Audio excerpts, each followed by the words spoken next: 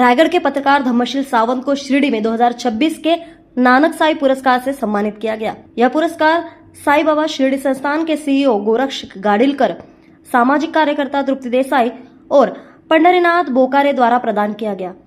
यह प्रशंसनीय है कि राज्य के विभिन्न क्षेत्रों की प्रतिष्ठित हस्तियों को शिरडी की धरती पर सम्मानित किया गया। स्वराज्य और क्रांति की भूमि रायगढ़ से निडर पत्रकार धम्मशील सावंत, जो आम लोगों की बुलंद आवाज है, उनकी अब तक की उल्लेखनीय उपलब्धियों के लिए उन्हें नानक साई पुरस्कार 2026 से सम्मानित किया गया। उन्हें आने वाले दिनों में और अत्यधिक शक्ति और प्रोत्साहन देगा। यह बात भूमाता ब्रिगेड की प्रमुख और वरिष्ठ सामाजिक कार्यकर्ता तृप्ति देसाई ने कही। नानक साई फाउंडेशन द्वारा शिरडी में एक विशाल साई भक्त सम्मेलन का आयोजन किया गया। सम्मेलन का उद्घाटन साई बाबा शिरडी संस्थान के मुख्य कार्यकारी अधिकारी गोरक्ष गाड़िलकर ने किया। धम्मशील सावंत ने अपनी पत्रकारिता के माध्यम से कोकण के स्थानीय परियोजना प्रभावित निवासियों के मूलभूत मुद्दों को उठाया। विपरीत परिस्थितियों में भी उन्होंने कोकण के महत्वपूर्ण मुद्दों को उठाया। उन्होंने कोकण की पहचान को और अधिक से स्पष्ट किया। इस समारोह में कला, संस्कृति, सामाजिक सेवा, आध्यात्मिकता और पत्रकारिता के क्षेत्रों में उत्कृष्ट कार्य करने वाले व्यक्तियों और संगठनों को नानक साई पुरस्कार से सम्मानित किया गया।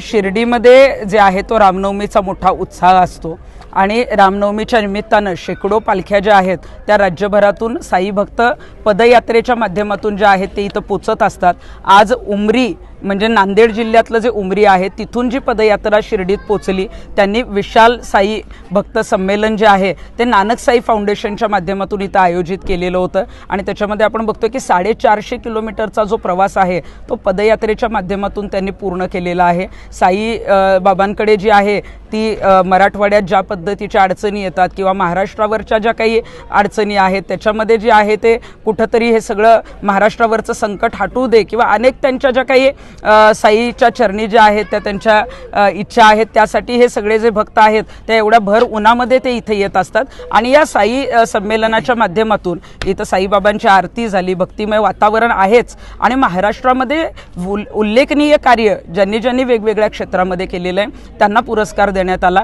आम्ही सुद्धा सामाजिक कार्यामध्ये जे काही काम करतो आम्हालाही पुरस्कार देऊन जे आहे ते इथं सन्मानित करण्यात आलं। मग मिलिंद भाऊ गायकवाड असतील, अनेक पत्रकार असतील, अनेक उद्योजक असतील, अशा अनेक नावं आहेत की ज्यांनी राज्यभरात वेगवेगळ्या जिल्ह्यांमध्ये काम केलेलं आहे। त्या सगळ्यांना पुरस्कार देऊन आम्हाला शाबासकी देऊन आमच्या कामाची जबाबदारी जी आहे ती त्यांनी वाढवलेली आहे आणि पंढरीनाथ बोकारे यांच्या अध्यक्षतेखाली त्यांनी जो हा कार्यक्रम हे जे विशाल साई भक्त संमेलन आयोजित केलं, दरवेळीच नानक साई फाउंडेशनच्या माध्यमातून राज्यभरात वेगवेगळे कार्यक्रम जे आहेत ते आखले जातात। नियोजनबद्ध जे आहेत ते खूप चांगल्या पद्धतीने केले जातात आणि त्यांच्या नेतृत्वाखाली हे जे सगळे साई भक्त आहेत किंवा अनेक पत्रकार आहेत ते याला सामील होत असतात आणि त्यांचं जे काही नेतृत्व आहे ते सगळ्यांना घेऊन जाणार आहे। त्यामुळे आमच्यासारखे सगळे सुद्धा त्या कार्यक्रमात जे आहेत ते आवर्जून उत्साहाने सहभागी असतात। मी पंढरीनाथ बोकारे, चेअरमन नानक साई फाउंडेशन नांदेड।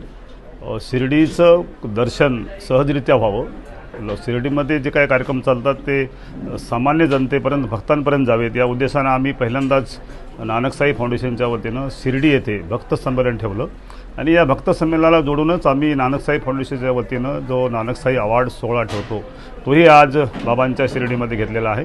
अत्यंत उत्स्फूर्त प्रतिसाद आज या अवॉर्ड शोला मिळाला, भक्त संमेलनाला मिळाला। शिर्डी संस्थानचे कार्यकारी अध्यक्ष प्रमुख श्री गोरखजी गाड़िलकर स्वतः या कार्यक्रमाला उपस्थित होते। शिर्डीच्या नगराध्यक्ष जयश्रीताई थोरात या पण उपस्थित होत्या आणि महाराष्ट्राचा बुलंद आवाज असलेल्या तृप्ती देसाई यांनी पण या कार्यक्रमाला हजेरी लावली। म्हणून या कार्यक्रमाला वेगळा असा एक रंग भरला आणि शिर्डी बाबांची आहे आणि शिर्डीचे बाबा हे देशातील जगातील सगळ्या भक्तांचे आहेत हा संदेश आम्हाला या शिर्डीमधल्या भक्त मंडळ संमेलनाच्या माध्यमातून आम्ही दिलेला आहे।